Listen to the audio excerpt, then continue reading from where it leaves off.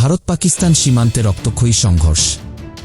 মুহুর্মুহু মিসাইল হামলায় কাঁপল ভারত, ভয়াবহ রাতের অন্ধকারে যুদ্ধের সুর।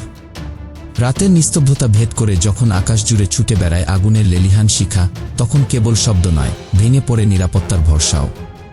সীমান্ত পেরিয়ে ছুটে আসা মিসাইল আর বিস্ফোরণের শব্দে কেঁপে উঠেছে ভারত। মানুষের মনে প্রশ্ন, আর কতটা ভয়াবহ হতে পারে এই সংঘর্ষ?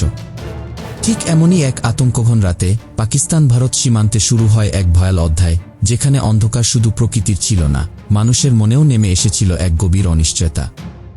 পাকিস্তানের তথ্যমন্ত্রী তারার এক বিস্ফোরক বক্তব্যে জানান, ভারতীয় মিসাইল হামলার জবাবে পাকিস্তানের প্রতিরোধমূলক আক্রমণে প্রাণ হারিয়েছেন অন্তত 40 থেকে 50 জন ভারতীয় সেনা।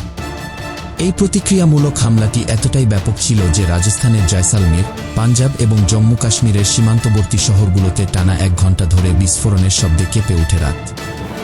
এনডিটিভি জানিয়েছে, আন্তর্জাতিক সীমান্ত অতিক্রম করে একসঙ্গে একাধিক রকেট ঢুকে পড়ে ভারতের আকাশে। এর ফলে বিমান হামলার সতর্কতামূলক সাইরেন বাজে এবং বেসামরিক ও সামরিক অবকাঠামো রক্ষায় রাজ্য জুড়ে ঘোষণা করা হয় সম্পূর্ণ ব্ল্যাকআউট।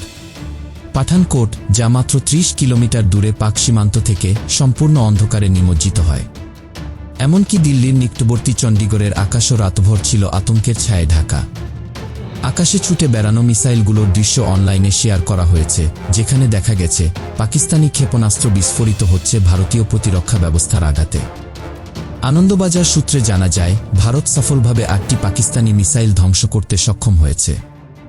হামলার লক্ষ্য ছিল জম্মু কাশ্মীরের সাম্বা, আরেসপুরা ও আরিনা এলাকার বিমানঘাঁটি ও সামরিক অবকাঠামো। এই সংঘর্ষ শুধু দুই দেশের মধ্যে নয়, এটা ছিল ভয় আর প্রতিরোধের সংঘাত। রাতটা কেবল একটি নির্দিষ্ট ভূখণ্ডে সীমাবদ্ধ ছিল না, বরং ছড়িয়ে পড়েছিল অসংখ্য পরিবারের হৃদয়ে, যারা প্রিয়জনদের নিরাপত্তা নিয়ে আতঙ্কে ছিল। যুদ্ধের আগুনে যখন রাতের আকাশ লাল হয়ে ওঠে, তখন একটাই প্রশ্ন মাথায় ঘোরে, এই রক্তের দাম কে দেবে?